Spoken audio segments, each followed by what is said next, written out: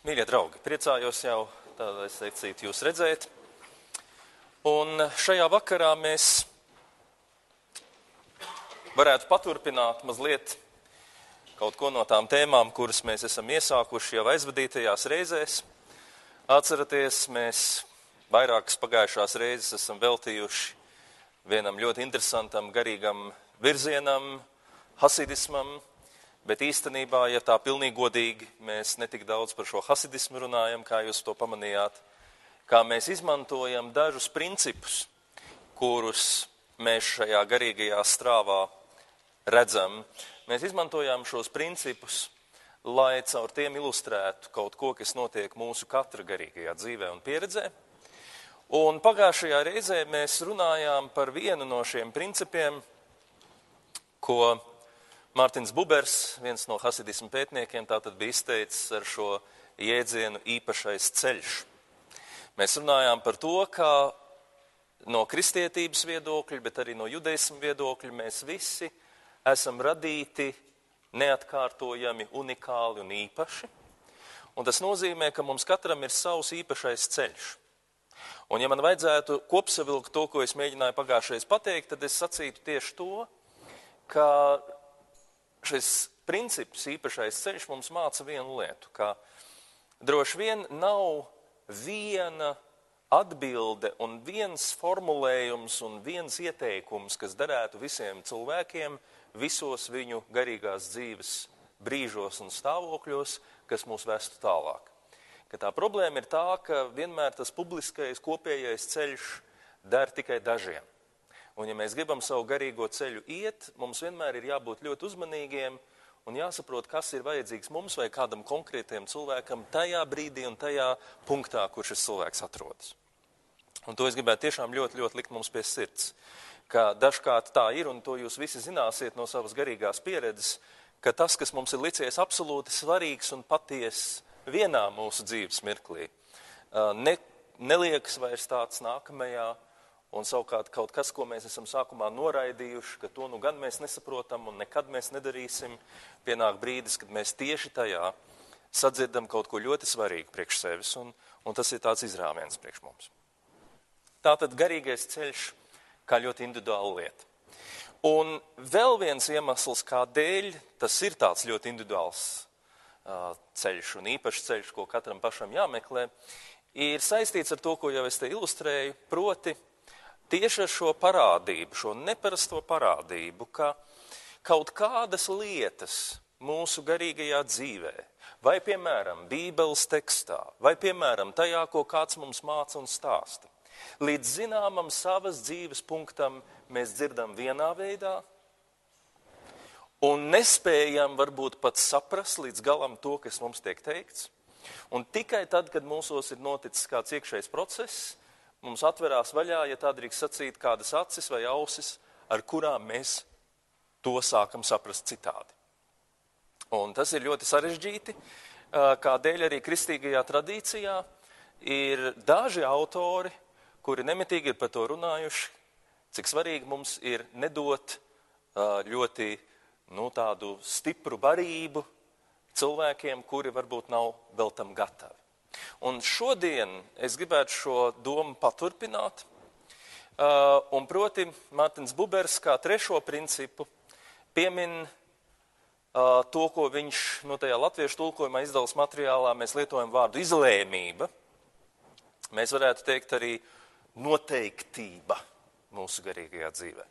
Un es gribētu šodien mazliet par to parunāt un riskējot ar to, ka es jums teikšu dažas lietas, kuras varbūt man nevajadzētu teikt, es tomēr to gribu izdarīt, tā vienkāršā iemesla dēļ, lai jums dotu iespēju redzēt, kā šis noteiktības princips darbojas un kāpēc viņš darbojas. Un proti, Bubers šo noteiktības principu, atceraties tie no jums, kas esat lasījuši, ilustrē tātad ar šo interesanto hasīdu stāstu, ka kāds no jaunajiem censoņiem, ja tā drīkst sacīt, izlēmja, ka viņš vēlās gavēt. Un tas gavēns būs tāds, cik mēs varam nojaust, ļoti stingrs, viņš neēdīs, nedzers veselu nedēļu, no sabata līdz sabatam. Un tā traka lieta. Bet Bet tagad, kad jau viņš tā apņēmies, viņš to arī dara. Un tagad, kad pienāk jau burtiski pēdējā stunda, vēl pirms tā sabata, tūlītās viņš visu sasniedz, viņu pārņem tik nežēlīgas slāpes un tik šausmīga vēlēšanās padzerties, ka viņš saprot, viņš nevar izturēt, un viņš ies pie akas, un viņš padzersies. Un viņš pieiet pie šīs akas, un viņš jau tagad tūlīt smels. Un tad viņam ienāk prātā, bet ir palikusi tikai 1 stunda. Saprot, es esmu visu nedēļu cieties. 1 stunda palikusi, un es tagad to visu sabojāšu. Un viņš domā, nē, viņš tomēr to 1 stundu vēl izturēs. Un viņš tagad pagriežās, un viņš iet prom no tās akas. Un tad mirklī viņam ienāk prātā doma, ka viņš tagad ir lepns ar to, ka viņš tagad ir varējis sevi pārvarēt. Un to viņš arī zina, ka lepnam būt nav labi. Un tad viņam sāk likties, ka tas tagad ir traki, viņš nav padzēries no tās akas, bet viņš ir lepns, un tas iespējams ir vēl sliktāk. Un viņš izdomā, nē, es tomēr iešu un iedzeršu to ūdeni, lai es to savu lepnību nokautu saknē. Un viņš griežās atpakaļ, un viņš ies stulītās un padzersies un pasmeļ, un tad brīdī slāpes viņu pamet. Viņam pilnīgi vairs negribās dzert. Un viņš tomēr neiedzer. Un tad viņš nāks pie sava meistara, vai ne, acīm redzot priecīgs, viņš ir izturējis šo te lielo grūto pārbaudījumu. Un tas meistars viņu ieraug no tālienes un uz mājas sliekšņu viņš viņam bļauj pretī kaut ko ir grūti iztulkot, bet, ko Bubers saka, lupatu deķis, kas nozīmē, tādu nepārāk maigi izsakoties labu vērtējumu tam, ko viņš ir darījis. Jo šis lupatu deķis ir kaut kas tiek pretstatīts kaut kam viengabalainam, pakāpeniskam, tādam glītam un izstrādātam. Tas, ko šis meistars viņam pārmet, citiem vārdiem sakot, ir kaut kas saistās ar šo viņa iekšējo cīņu, kuru mistiskā veidā šis rabīns ir nojautis pat īsti ar viņu neaprunājoties. Tāds ir stāsts. Un Bubers, protams, likumsakarīgi uzdod jautājumu, vai tas nav tā briesmīgi, jo, ja mēs tā ieklausamies šajā stāstā, varētu ļoti simpātisks likties šis cilvēks, kurš cīnās, viņam tur ir iekšēja pašrefleksija ļoti augsta, vai ne, viņš labi atpazīst, kas viņā notiek, viņš spēj noķert šo letnību, viņš ir gatavs ar viņu cīnīties un tā tālāk. Un pēkšņi šis tāds teiciens, kas pasaka, zini, tas viss ir baltiem diegiem šūts, tas viss ir bleķis, piedodiet, latviešu valodā kādreiz tā saka, ja. Tas viss neder. Tas viss ir kaut kas nepareizs. Un Bubers tā tad saka, tā ir viņa interpretācija, viņš saka, ka tā problēma, acīm redzot, ir tieši tā, ka šis hasidisms ļoti augsti vērtē cilvēkā šo izlēmību vai vēlreiz teikšu šo noteiktību. Ja es esmu kādu ceļu sācis iet, ja es viņu eju, es pie tā palieku, jo tanī mirklī, kad es sāku svārstīties, šaubīties un vēl trakāk mētāties no viena punkta otrā, no vienas lietas otrā, kaut kādā brīdī es varu izdarīt sev lielu postu un ļoti daudz laika un ļoti daudz spēka veltīgi iztērēt. Un par to mēs esam runājuši, starp citu, arī šajos meditācijas vakaros jau iepriekš, kā tas ir, ka faktiski pats meditācijas process ir tieši tāda lieta, kura mūs nemitīgi ved atpakaļ pie viena un tā paša punkta. Un tas ir daudziem cilvēkiem ļoti grūti pie meditācijas ceļa. Sākumā viņi iet, vai ne, viņi kaut ko tur piedzīvo, kādā 2., 3. reizē, kāds jau 1. reizē kaut ko piedzīvo, vai ne, un tad viņiem ir šausmīgi interesanti. Un tad iestājās tāds ilgs laiks, kurā nekas tāds briesmīgi interesants nenotiek. Un tad viņi ir ļoti pārsteigti un viņi domā, kas tagad ir, ko man tagad ir jādara, vai ne? Jo pati metode saka tā, tu vienkārši saki šo vārdu vai vēro savu elpu un esi šeit un tagad, ja tev ienāk prātā kādas domas, met tās nost, nāc atpakaļ. Un savā dziļākajā būtībā meditācija ir, tā mēs varētu uz to paskatīties, nepārtraukta nākšana atpakaļ. Vismaz sākuma stadijās tas ir, kas ir meditācija. Tu visu laiku kaut kur aizēji un visu laiku nāc atpakaļ. Tu nāc atpakaļ, es sēžu šeit un tagad pēc kāda mirklīša es pamanu, es jau esmu vakardienā, jau runājos ar savu bijušo kolēģi, jau atkal tur es esmu, es nāku atpakaļ, es esmu šeit. Ja. Tagad es esmu šeit, jau pēc kāda mirklī es jau saprotu, es esmu kaut kur atkal citur. Es nāku atpakaļ. nemitīgi atgriezties, nemitīgi uzturēt sevī šo izlēmību. Ja šajās 20 minūtēs es vēlos būt šeit un tagad, tad tas ir tas fokus, uz ko es fokusējos. Un viss pārējais priekš manis ir zināmā mērā traucējoši, un es mēģinu no tā nākt atpakaļ. Bet tas, ko šī meditācija kā metode, ja tā var teikt, vai disciplīna mums māca, ir kaut kas ļoti nozīmīgs arī mūsu garīgajā dzīvē.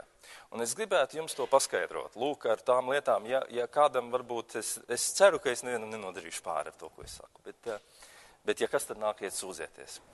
Tā doma ir tāda. Tā doma ir tāda, mīļie draugi. Ja mēs paskatāmies uz meditāciju un to garīgo impulsu, ko meditācija mums grib iemācīt. Viņa grib mums iemācīt vienu lietu. Pavisam vienkāršot izsakoties. Viņa taču grib mums iemācīt vienu lietu. Pieņemt šo dzīvi un šo realitāti tādu, kāda viņa ir. Ļoti vienkārši noformulēt to. Es atļaušos sacīt, ļoti sarežģīti līdz tam nonākt.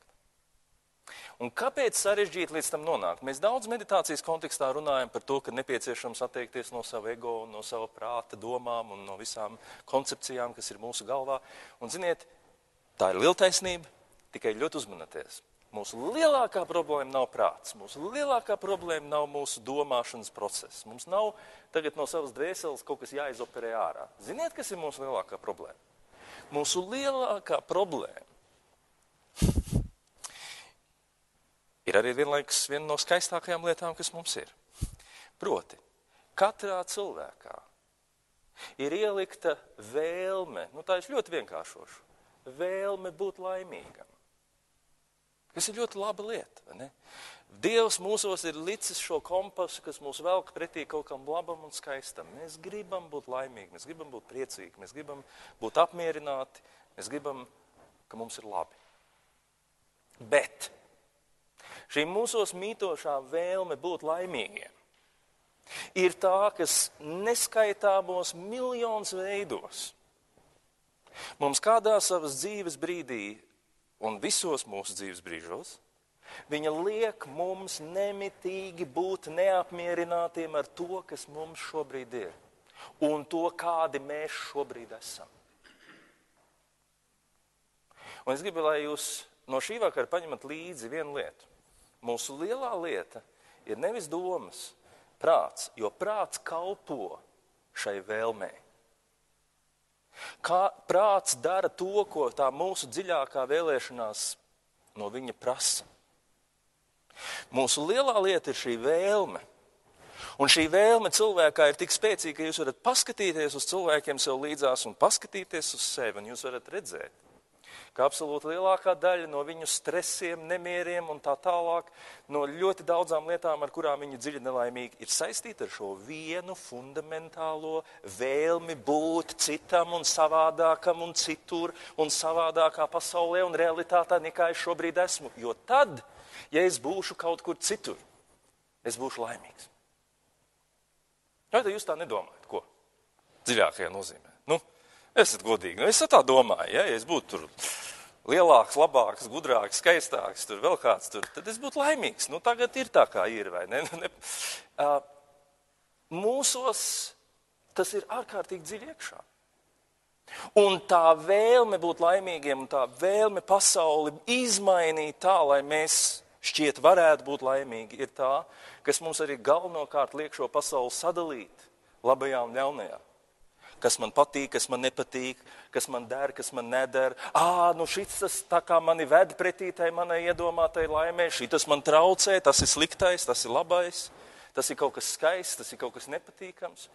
Un šī vēlme, kas ir laba lieta, jo kas tad ir slikts vēlēties būt laimīgam, ir faktiski viens no galvenajiem nemiera avotiem. Un kas ir tas trakais? Tas ir, ko es gribu, lai jūs arī mēģināt. Ļoti vienkārši tās lietas ir, un te pašā laikā viņas visu laiku ir uz viņām jānorāda, lai mēs viņas noķeram. Jūs saprotat vienu lietu. Lai kā mēs gribētu būt citā pasaulē, lai kā mēs gribētu būt kaut kas cits, nekā mēs esam, mēs nekad nevaram būt citā pasaulē. Un nekad mēs nebūsim, man ir sliktas ziņas jums, mēs nekad nebūsim kaut kas cits kā tas, kas mēs esam. Mēs varam maķinīt kaut ko savā dzīvē, pamainīt. Es nerunāju par to, bet jūs saprotat, es runāju par šo fundamentālo neapmierinātību ar to, ka es esmu tāds, kāds es esmu. Un ja mūsu garīgās dzīves viens no galvenajiem uzdevumiem ir šis izlīgums ar realitāti. Saprotat, kas ir īstais meditācijas mirklis? Kas ir tas, uz ko mēs tiecamies? Tas ir tas brīdis, kad tie vairs nav tikai vārdi, bet tā ir realitāte, ko mēs sakam pirms katras meditācijas. Es esmu šeit un tagad. Es pieņemu savu dzīvi. Es esmu izlīdzis ar sevi un ar pasauli. Es ļauju pasaulē būt tādai, kāda viņa ir. Necenšos viņu pārbainīt. Es ļauju sev būt tādam, kāds es esmu. Vēlreiz jums teikšu, paklausieties. Es drīkstu pēc tam dzīvē daudz ko darīt. Un, ja gribu arī mainīt šo pasauli, bet es runāju par kaut ko, kas manī visu laiku dod šo nemieru, šo vēlēšanos atklāt kaut kādu citu realitāti, pārcelties citā krastā. Lūk. Kamēr cilvēkā ir šī fundamentālā neizlīgšana realitāte, vai jūs varētu man noticēt, ja es jums teiktu, ka viņš ir fundamentāli nebrīvs šis cilvēks? Tāpēc, ka viņš ļoti daudz ko savā dzīvē dara, tāpēc, ka, lūk, viņš nevar nedarīt. Tāpēc, ka viņam liekas, tas ir vienīgais variants. Tāpēc, ka viņam liekas, ka tas ir tas, kas man padarīs laimīgu. Tanī brīdī, kad tu varētu pieņemt šo realitāti, tādu, kāda tā ir, tu pirmo reizi esi brīvs. Dzīvot savu dzīvi. Jā, viņā ir bijušas daudzas nepatīkamas lietas. Viņā vēl tagad ir daudzas nepatīkamas lietas. Bet es dzīvoju, es to akceptēju, fundamentāli akceptēju. Jūs saprotat, es nerunāju par prāta konstrukciju, bet par šo vēlmes līmeni. Vai jūs varētu iedomāties mirkli, kad es tiešām varu apsēsties un es esmu izlīdzis ar visu, kas ir? Tas ir tas mērķis. Un redziet, draugi, ja mēs tā to formulējam, tad tā smagā barība šovakar, ko es gribu jums iedot, ir tā, ka viens no galvenajiem garīgās prakses mērķiem ir, un tagad es jūs satriekšu, tikai esiet ļoti uzmanīgi, es ceru, ka jūs esat jau tālu tikuši savās garīgajās lietās, un es drīkstu ar jums tā runāt. Garīgās dzīves prakšu mērķis nav tik daudz mūs izmainīt. Bet dažos gadījumos, atklāšu jums noslēpumu, dažos gadījumos šo prakšu mērķis ir, piedodiet pat tādu izteiksmi, izsmelt mūsos pašu šo vēlmi, nez kur skriet un nez ko darīt un nez kam būt. Es varu tā saprast, es mēģinu kaut ko formulēt. Mūsos ir šī vēlme kaut kā tagad, man ir jābūt kaut kam citam. Un tad man piedodiet lūdzu, es ļoti atvainojos. Iedod vienu, es nezinu, kas tas varētu būt, tādu rotaļlietiņu, ja? Un saka, tagad darbojies ar viņu.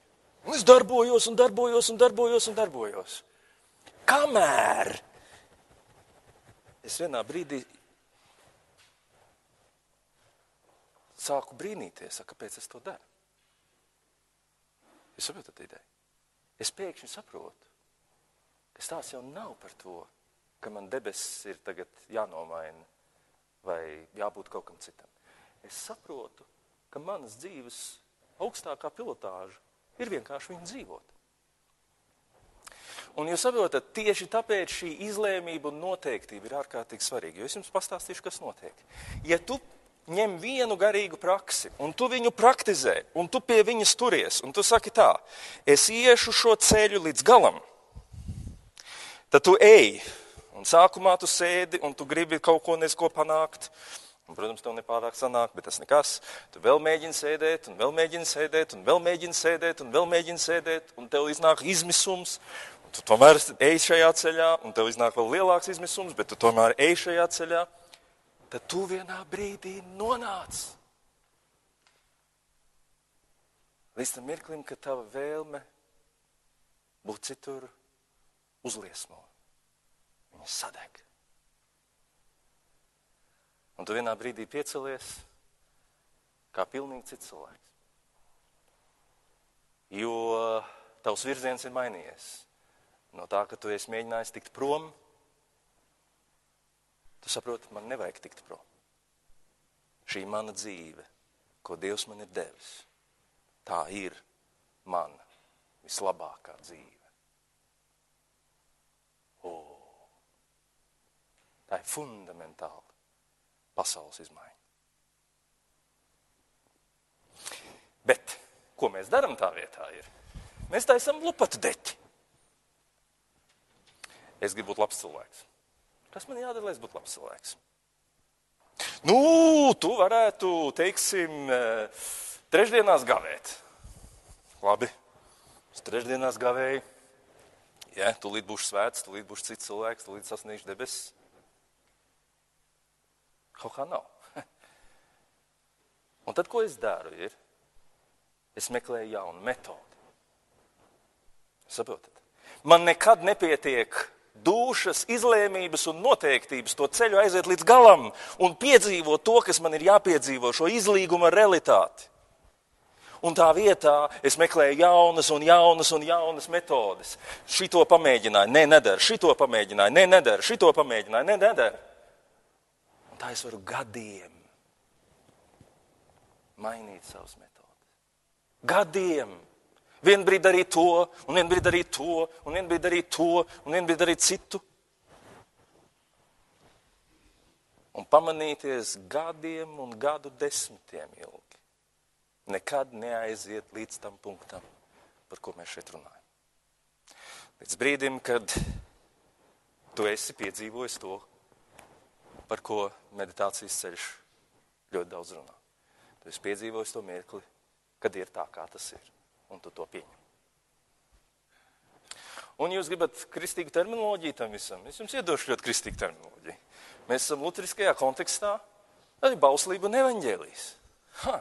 Tie, kas zina teoloģiju, zina, kas tas ir. Bauslība ir visādi norādījumi, kādiem mums ir jābūt. Un tie ir brīnišķīgi norādījumi, jo viņi runā par labām lietām, par dzīvi, kur mēs nedaram viens otram pāri. Bet pamēģiniet kļūt laimīgi ar to, ka jūs darat bauslības darbus. Dariet to. Dariet to. Kad es būšu laimīgs? Tad, kad es visu būšu izdarījis. Ne?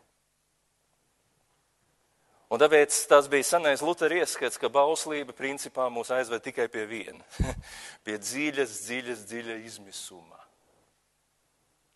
Tu esi mēģinājis būt labs, tu esi mēģinājis būt savādāks, tev ir miljons priekšrakstu, kādam tev ir jābūt un kas tu būsi. Un tu to mēģini darīt, jo tev ir tāds sajūta, ka tad tu būsi debesīs. Un ja vien tu sevi nemāni, kas parasti ir, ko mēs darām, bet ja vien tu sevi nemāni un tu godīgi mēģini to izdarīt, tu saproti, man nesanāk. Es nevaru.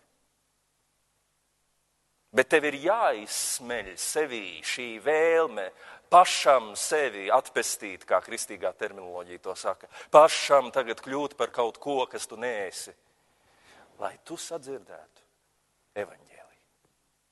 Un kas ir evaņģēlijs? Evaņģēlijs saka tā. Induli, tu esi grēcīgs cilvēks. Tev ir daudz trūkumu. Tev ir daudz laba. Tev ir daudz ēnas. Un tādu Dievs tevi mīl. Neviens, kurš grib vēl ar vienu mīlestību, Dieva mīlestību nopelnīt, nedzird evaņģēliju. Jo evaņģēlijs saka, tāds kāds tu esi, tevi, tādu Dievs ir pieņēmis. Tas, kurš ir sadzirdējis evaņģēliju, kurš ir piedzīvojis apgaismību, tas, kurš ir tapis svētā gara apgaismots, tas cilvēks pilnīgi savādāk lietas redz.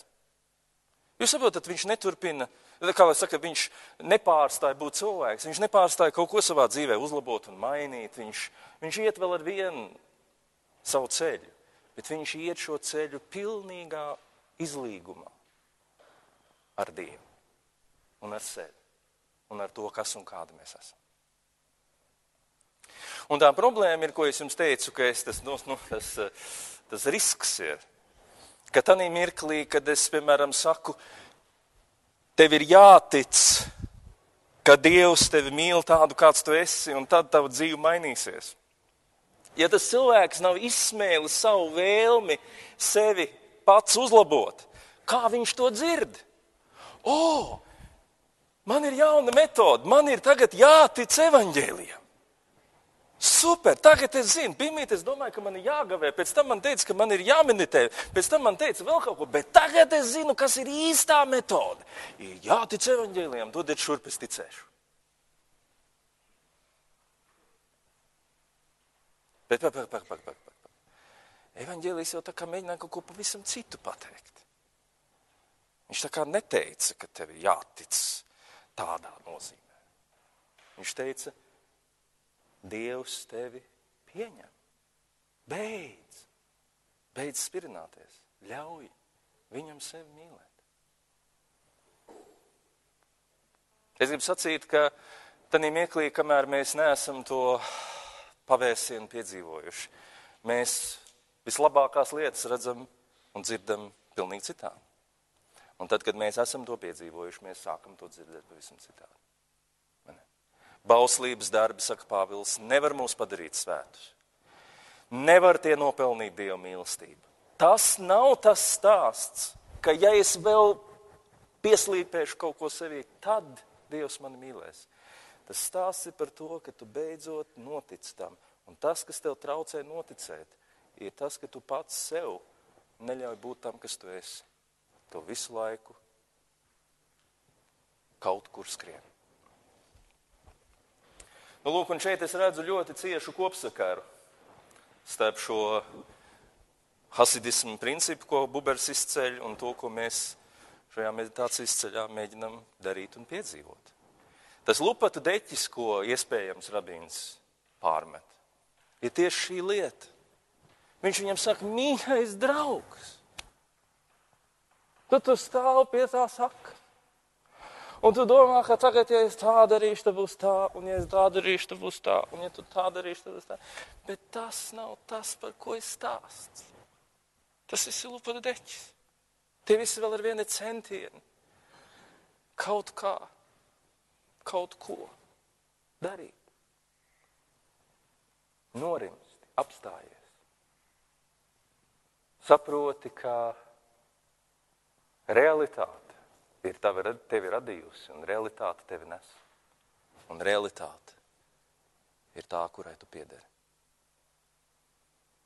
Un tad brīdī tas cilvēks mācās pavisam citu skatījumu, un šo ir ļoti grūti nodot cilvēkiem. Jūs saprotat, kurš ir tai lupata deķa vēl ar vienu iekšā darināšanā, viņš riskē nedzirdēt. Un tāpēc ir tas sarežģītais, ka īstenībā mums nevajag runāt par to. Mums ir jāsāk ar bauslību. Mums ir jāsāk ar to, ka mēs apsēžamies un mēs praktizējam. Vai jūs to neesat sajutuši? Tu apsēdies un tu domā, cik daudz vis kaut ko iedzīgāku es varētu darīt. Es varētu palasīt kādu grāmatu šajā laikā. Es varētu, Bībeli palasīt. Jūs saprotat, Dievu palūgt, ja? Es te sēžu un neko nedaru.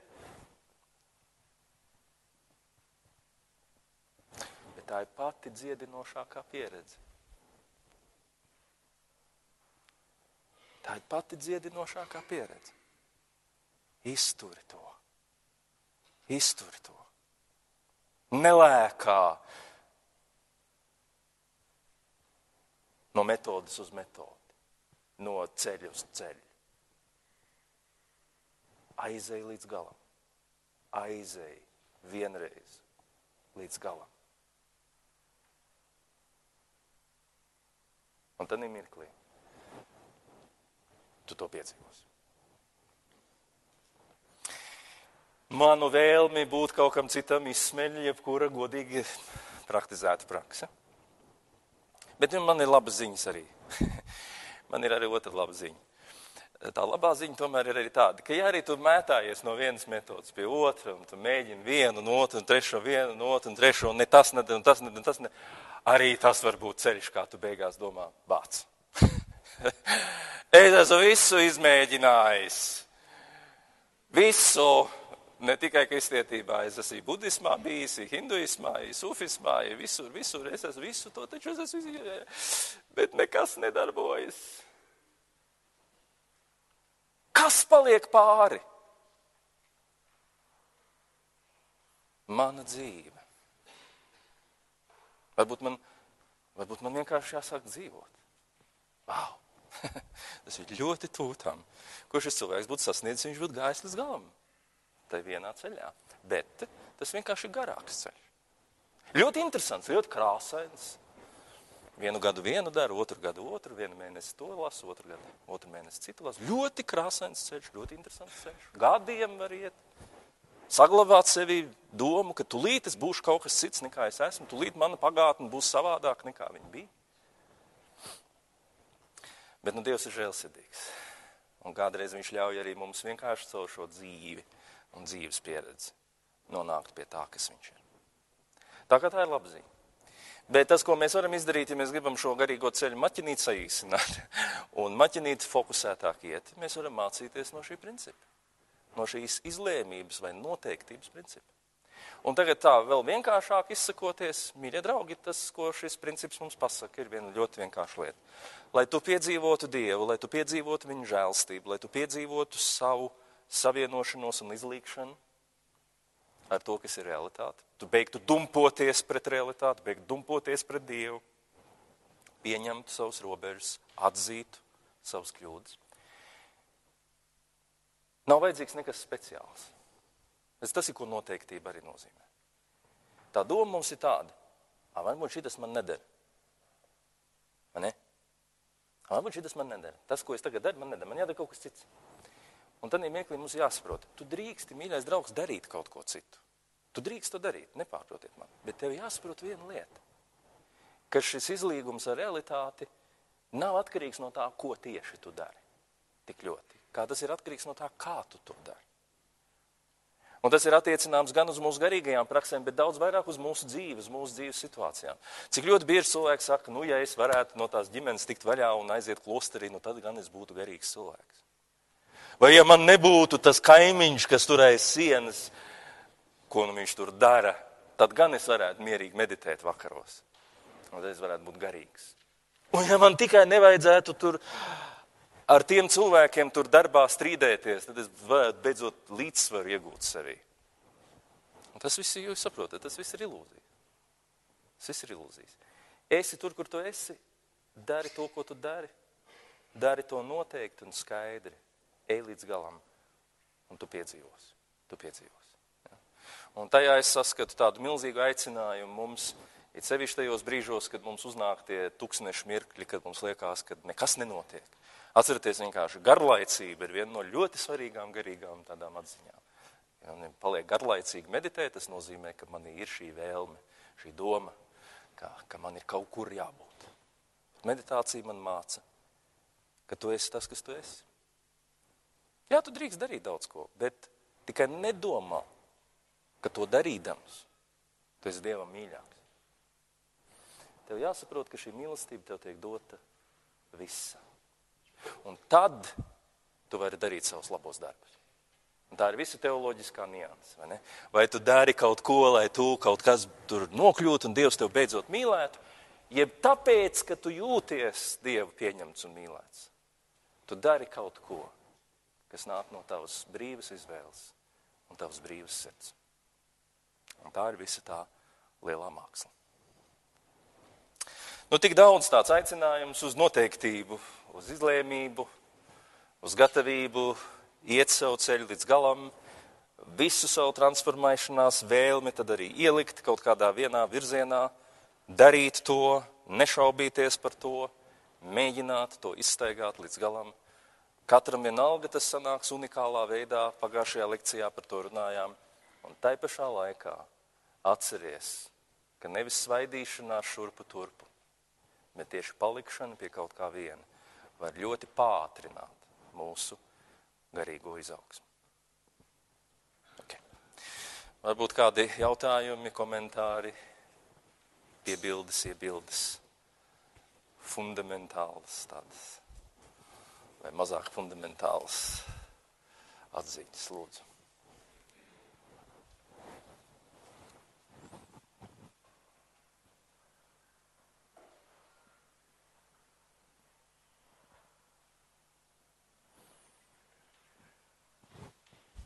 Jo iedomājieties, piedošana, ja es pasaku cilvēkam to, ko es jums pateicu, es jums pāri nodarīju.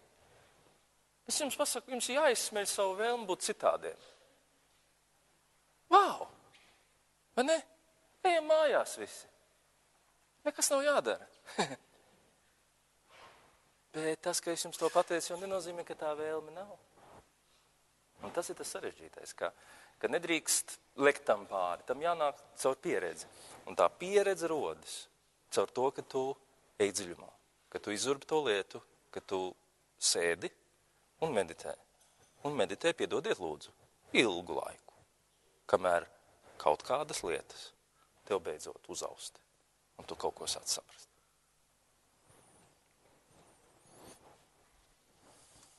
Nebūs neviena jautājuma. Viss tik skaidrs, es vēl iedomāties. Jā. Droši.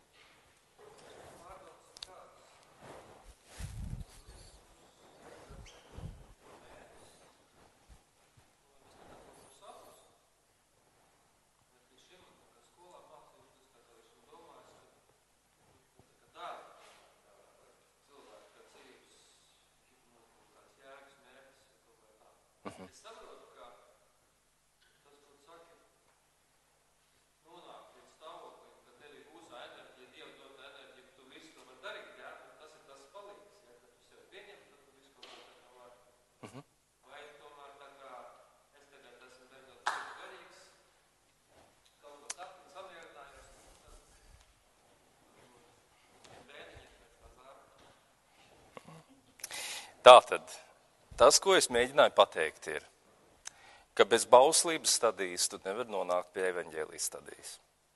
Un bez evaņģēlijas stadijas tu nevar nonākt pie labo darbu stadijas. Proti, kamēr tu neesi izsmēlis, vēlreiz teikšu, sevī šo vēlēšanos, vai pareizāk sakot, nevēlēšanos pieņemt realitāti. Un tu darbojies, iespējams, ļoti druģaini, iespējams, ļoti ārēji panākumu pilnā veidā. Bet to visu vada tas, ka tu neesi mierā ar to, kas tu esi. Tā vēl ar vienu ir pirmā stadija. Un es apgalvoju, ka droši vien nav cita ceļa, kā vienkārši iziet šo stadiju. Tu nevari viņai pārlikt pāri. Ja tu to nedarīsi, tu vienkārši dzīvos ilūzijā, ka es esmu jau apskaidrots, nebūdams tāds. Bet tad vienā brīdī tu saproti, kā visās tajās filmās un visu pārējiem, banāli, ja? Brīžiem es pats par to smējos, cik banāli tas tiek pasniegts. Vai ne? Kad tu esi daudz ko sasniedzis savā dzīvē, tad tu saproti, tam visam nav tā īstā vērtība. Un tas nenozīmē, jūs saprotat ideju, ka vienkārši es kļūdījos mērķa ziņā, bet tas nozīmē, ka es pēkšņi saprotu, ka tas, kas ir šī dzīve, ja, tas ir kaut kas viengabalains, vienots. Tas nav tas, ka ja es to izdarīšu, tad es esmu kaut kas viens, un ja es izdarīšu citu, tad es kaut kas cits esmu. Tu pēkšņi nonāc līdz tam mirklim, ka tu saproti, ko nozīmē evaņģēlijs, ko nozīmē tas, ko Bībele mums saka. Dievs liek savai saulē uzliekt pār labiem un ļauniem, lietum līt pār taisniem un netaisniem. Dievs pieņem grēcinieku. Dievs mūs mīl tādus, kādus mēs esam. Kad tu beidzot to saproti, tā ir otra stadija. Tas ir mirklis, kad motori apstājās. Ļoti dziļi motori apstājās. Es nevaru to aprakstīt, bet tas ir tā, ka tā ir fundamentāla izmaiņa. Tas ir tas šūvu moments, tas ir tas atgriešanās moments. Tu esi skrējis prom no pasaules. Kur man ir tā? Budisti, es aizinu, kā, lai nebūtu kristieši jāizvaino, runāsim budismu kategorijās. Ja? Kur ir mana apsolītā, bet tīrā lotosa zeme? Kur viņa ir? Kur tad ir viņa? Kur? Tu esi skrējis viņai pakaļ. Un tad vienā brīdī tu saproti, pagaidi. Bet ir tikai tas, kas ir. Es esmu skrējis pakaļ kaut kam, ko es esmu mēģinājis izdomāt. Kaut kādām ilūzijām. Ir tas, kas ir. Un tik daudz kam, kas ir, es esmu paskrējis garām. Tāpēc, ka es esmu skrējis pēc kaut kā, kas nav. Un tad mieklī es saku, tas ir tāds baigais moments, kur es atļaujos viņu aprakstīt tā, ka tā vēlme sadeg. Un tur ir tā gaisma. Un tad, kad viņi sadeg, un tagad tu saproti, ka es dzīvošu šo dzīvi, tad sākās otrs moments. Tas, ko es saucu par labiem darbiem. Es daru, iespējams vēl vairāk nekā līdz šim, bet nevis tāpēc, ka es esmu nemierā ar kaut ko, vai ka es cenšos sev vai citiem pierādīt kaut ko, vai nopelnīt ar to kaut ko.